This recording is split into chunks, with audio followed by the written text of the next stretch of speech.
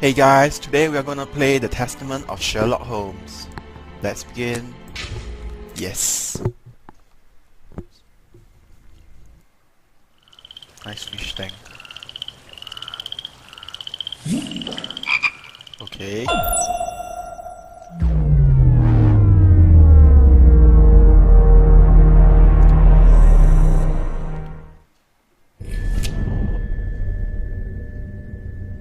If you guys didn't know, I actually like the Sherlock Holmes series because of an anime called Detective Conan.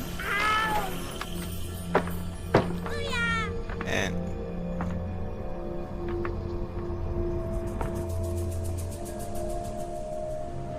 Yeehaw! Out.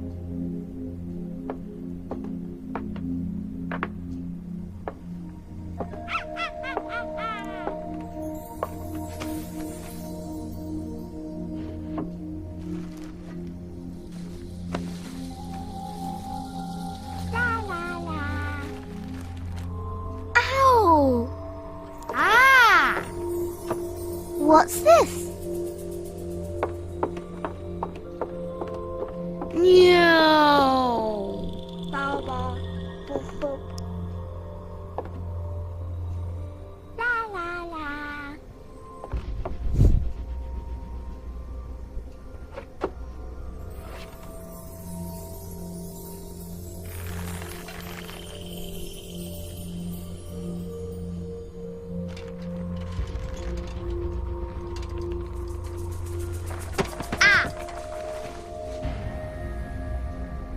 Ooh.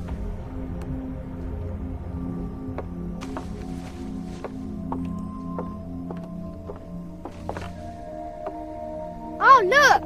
It's a book! Maybe it's a book about pirates with a treasure map. No, I don't think so. I wish that I had seen through all your lies. Oh, start from the beginning, not the middle. And so I decided to pick up my pen to relate the most disturbing episode of my life thus far. It all began early one morning in 1898, when Sherlock Holmes invited me to accompany him on a visit to the Marquis of Conyngham. so excited. Watson, my dear fellow, we can now go and inform the Marquis that we have found the Samoan necklace, and very much faster than Inspector Baines, too, which pleases me. Have you really solved the theft, Holmes? And so quickly? I have indeed, Watson, and believe me, it was completely unnecessary to spread out all over London, as our friend Baines thought was best. He likes to boast that his methods are equal to mine, but once again the outcome has contradicted him.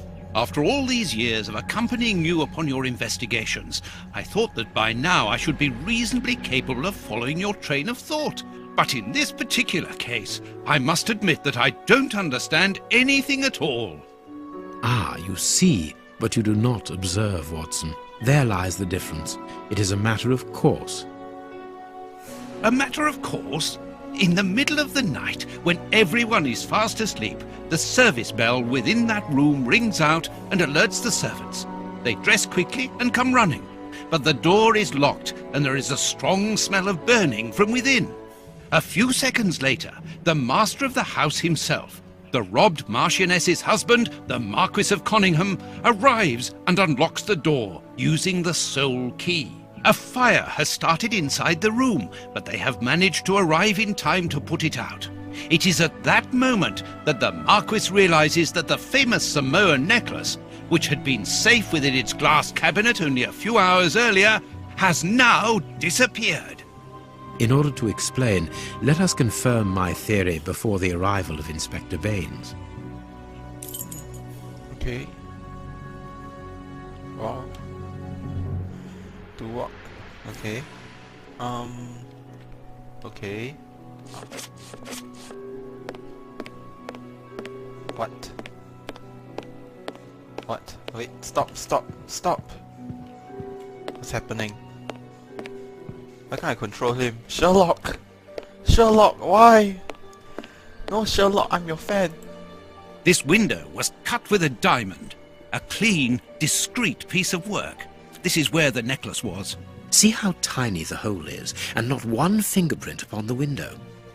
The person was wearing a glove. Sherlock, stop moving! Why can't you stop moving?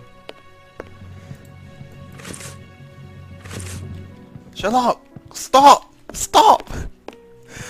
God damn it. It ain't working. You always interact. Please move to clues icon. Similar. Come on. Okay. I'll check up here. A mark, undoubtedly made by a diamond. Someone tried to cut the glass, but he was interrupted. Therefore, the thief tried to escape through the window, but he was interrupted. By who? All the windows are locked. They've not been forced. Okay. So he had to escape through the chimney?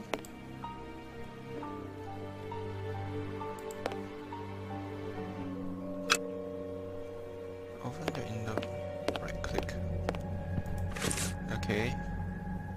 Magnifying glass. So scores near the piano.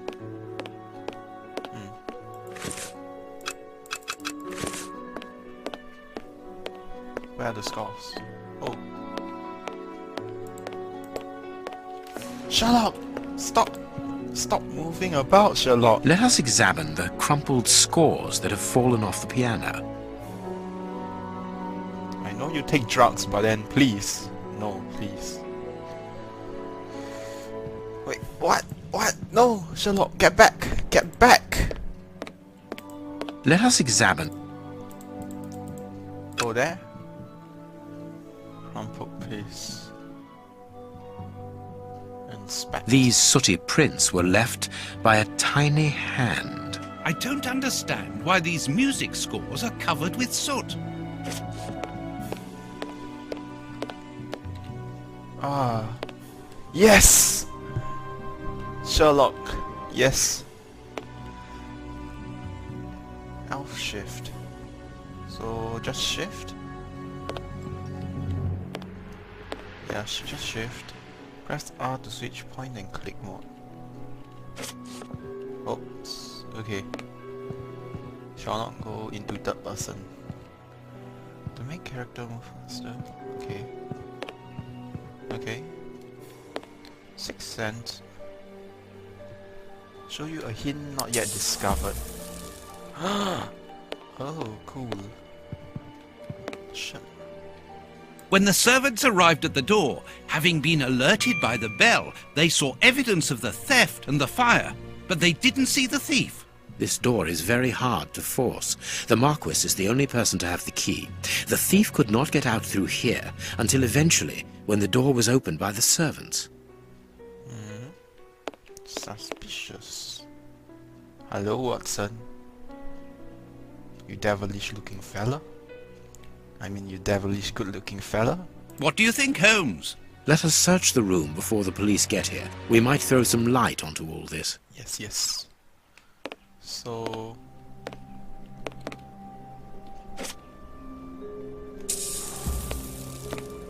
Okay, now... These documents are not very interesting, even though they're addressed to the Minister of Maritime Affairs. The Marquis himself. Okay, I remember there was something over here. This draft screen makes an ideal hiding place. As the theft was committed at night, I conclude that the thief hid himself behind the draft screen and waited until he was alone in the room. Oh, so he was inside the room itself. Oh, I guess that Not would make very well sense. kept, this aquarium. I can see a dead fish floating on the surface. Are you sure? It seems very well kept to me. Look, the other beautiful golden fish. Okay, let's carry on. We still have... the suit. Footprints. You are not going to get on your knees to examine them. There is no need. It is soot. The servants must have trodden in it while they were putting out the fire. Oh. Well, why did it fall down? Strange. There are some objects here that have been knocked over. Okay. So what's this? Is this a hidden object or something? The fire started here, just beneath the bell pull. Whoever pulled the cord would have had his feet in the fire, unless it was pulled before the fire started. So he had to. Heading towards his chosen escape route, probably the window, the thief knocked over the stool, which then caught fire. But why didn't he try to put the fire out at once? It was to mask his escape route. We solved the case, Watson. Okay. What else do I need to look at? What do you think, Holmes? Let us search the room before the police get here. We might throw some light onto all this.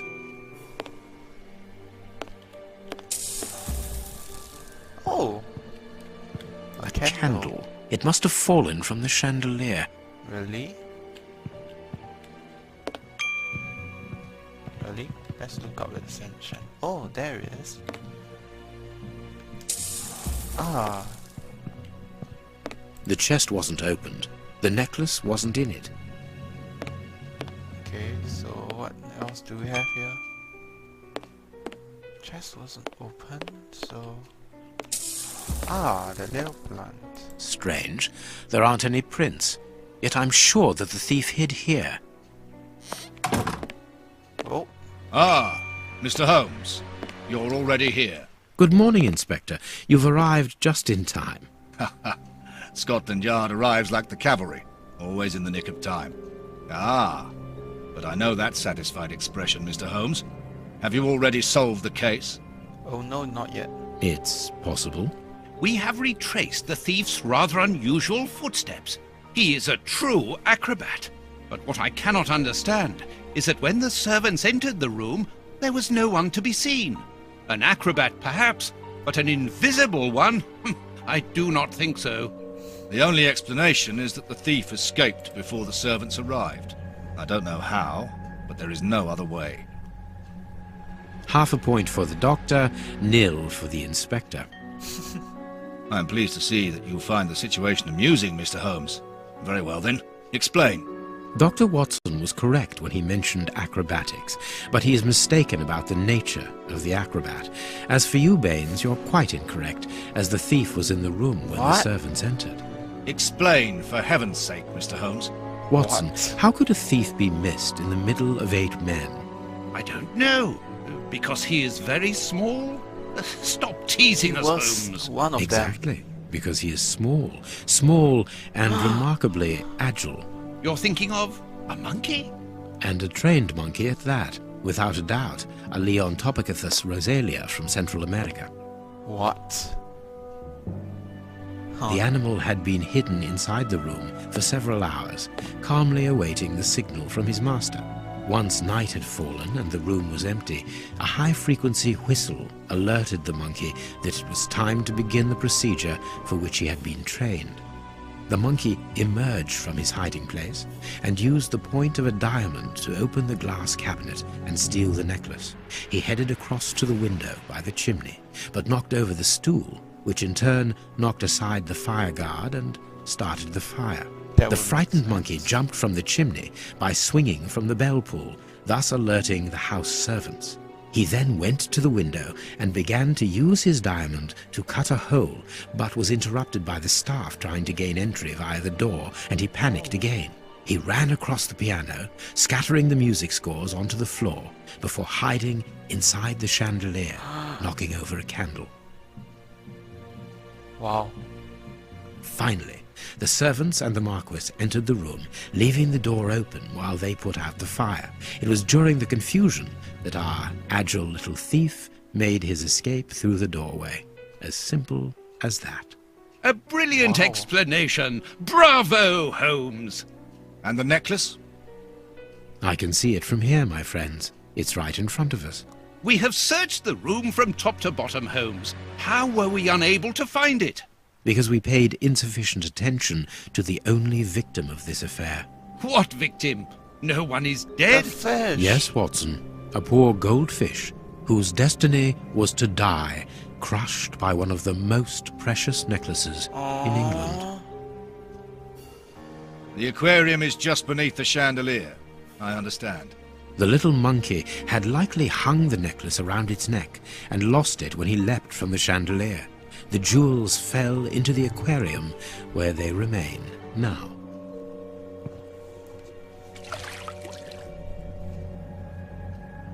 Poor fish.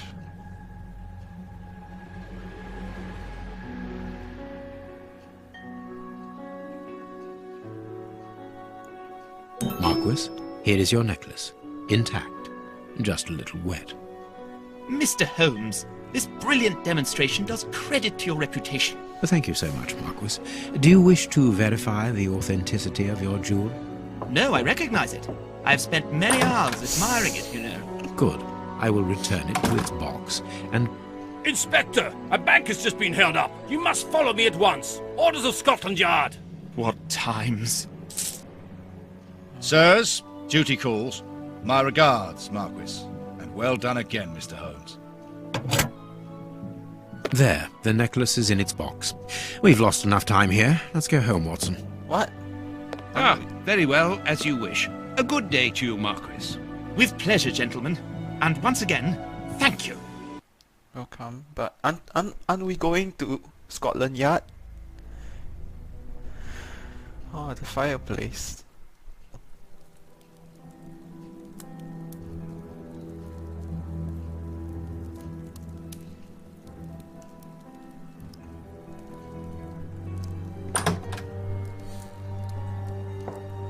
This morning's newspaper. Holmes, have you read this article about you? No, Watson, not yet, and I won't have time to. Read it before you leave. It's outrageous. Okay. If you insist. What happened? Take the paper. Okay, glow. Shelock is on.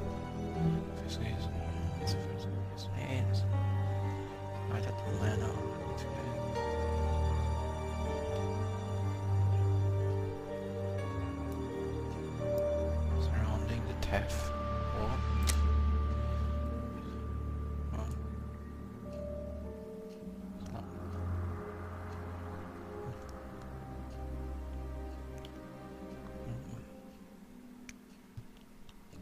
Okay. No theft were found within the room, and all the exits were closed. As usual, Mr. Holmes resolved the case in the twinkling of an eye, and the jewel was recovered. I will not waste my time on the various explanations as to the disappearance, because I would prefer to draw your attention, dear readers, to the last surprising development in this case. Following the departure of Sherlock Holmes, who placed the necklace in the safe himself, the Marquis noticed the jewel was nothing but a poor copy of the original. Let it not be forgotten that the chamois necklace, although plain and without ornaments, is unique because of the rarity of its pearls. Pearls which are found only in a small part of the lagoon of the archipelago of the same name, and to which scientists attribute their exceptional quality to the strong density of crystal of aragonite that they are made of. The priceless necklace, brought here to the beginning of the century by Lord Fulton Artwick, the Marquis' grandfather and the imminent explorer, should have been part of her daughter's dowry for her marriage to the Duke of Newcastle. So I'm going to place a simple question. Should we not, in all open-mindedness, ask ourselves if the necklace was not simply a deliberate exchange for a fake by Mr. Holmes himself? I'm aware, dear readers, that the brutality of this question, without any preconceptions, may certainly shock some of you. What? But the facts are there, and our thoughts and judgments should not be confused with the regard which we all share for the famous detective. It's not the first time that Global Explorer has expressed its reservations as to Sherlock Holmes' methods. Do not forget our counter-investigation into the escape of Arsène Lupin! Oh! The Frenchman who took the American pleasure in tarnishing the image of our royal family and who, by lucky chance, managed to elude the capture of Mr. Holmes. Oh, Arsène Lupin! At the time, we did not hesitate to consider a tacit complimency on the part of the latter. For those who are familiar with Mr. Holmes, it is quite apparent that his character traits show more of the opportunist and brilliant Asura. Okay, I'm just going to write those words down below, like subtitles of their meanings, that the altruistic defender of the law would draw the attention of our readers to the suggestion that the description of this gentleman provided by his friend Dr. John Watson through his stories is a long way from the truth. Indeed, his behavior is derisive, contemptuous, haughty and offensive towards the police, and particular towards Inspector Bayness, replacing Inspector Lestrade, who is currently conversant and an habitual abuser of narcotics such as heroin and cocaine. This is why, dear readers, it is important to disregard Sherlock Holmes' good reputation in order to form an objective opinion and to ask the pertinent questions. Was the necklace that Holmes found already a fake? If that was the case, why did he not mention it? And why should he insist on placing it back within the safe himself? Has the detective some unsavory interest in this affair, or is a simple case of deceit in order to steal the extraordinary salmon necklace? How can you doubt Sherlock Holmes like that? It is up to you, dear readers, to form your own opinions, but you can count upon your humble servant to continue revealing to the public the doubtful methods and motivations of one who, in the future, I shall not hesitate to call Sherlock Holmes the usurper. To be continued, oh fairly. What's this? Not committed. You guys can read this. You can pause the video and read this.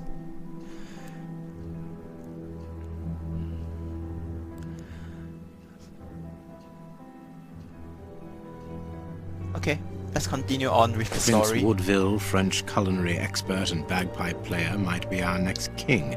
That's not so shocking, my dear fellow. You know exactly to which article I'm referring, Holmes. How can Farley dare to tarnish your reputation like that? You know, Watson, that wherever glory walks, jealousy is bound to follow. As for the forgery of the necklace, I suspect that we shall soon be enlightened in this regard. Come in, Inspector Baines, the door's open. Yes, come in. Ah, Mr. Holmes. How did you know I was here? You are one of our rare visitors who avoids the second-to-last step of the stairs, which creaks dreadfully. And if I add the clinking of the handcuffs at your belt, to what do we owe the pleasure of your visit, Inspector? Have you read that rag? Probably the necklace. I don't want to say slender. Sherlock Holmes is innocent. Inspector, I assume that you have the fake necklace with you. It's why you're here. Your superiors would like me to examine it. Indeed. They would like you to confirm or deny putting this fake in the box. Can't that wait? I must go to the house of Lord Peregrine Maitland, the Bishop of Knightsbridge. Okay. Oh no. Inspector, can you explain this slander? Has the necklace of the Samoas really been replaced by a fake? I don't know how the reporter got hold of the information, but it's true. About the necklace, of course. I wouldn't permit myself to question the integrity and honesty of Mr. Holmes. Oh, The thank necklace you. is a forgery? Impossible! I saw the Marquis authenticated before my very eyes, before Holmes returned it to its place. Mr. Holmes, the Marquis believes Osmond Farley's theory. I shouldn't be surprised if the reporter isn't behind all this slander about you. He's a freelancer, well known for his explosive and subjective articles. In any case, the Marquis assures us that you were the last person to have the necklace in your hands. Let's return to the Marquis's house, Holmes. I'm sure that we'll have no trouble in taking apart this theory. It is unnecessary. Such allegations collapse on their own, like one of Mrs. Hudson's soufflés. Let us leave the police to solve this problem and turn our attention to the matters in hand. Perhaps you are right, Holmes.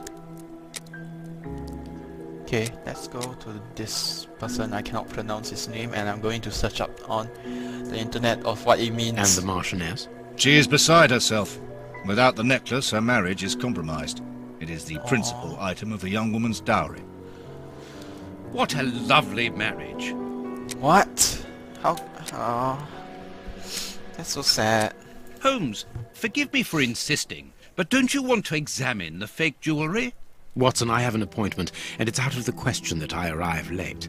It will only take you a couple of minutes. You really must quell the suspicions put forward in this appalling article. If you will allow me, Inspector? Be my guest. Very well. Okay. Okay guys, I think that is it for today. I'm sorry, this is like my first time doing this style of videos. I'm really excited. So, I hope to see you guys in the next episode. Thank you. Have a nice day.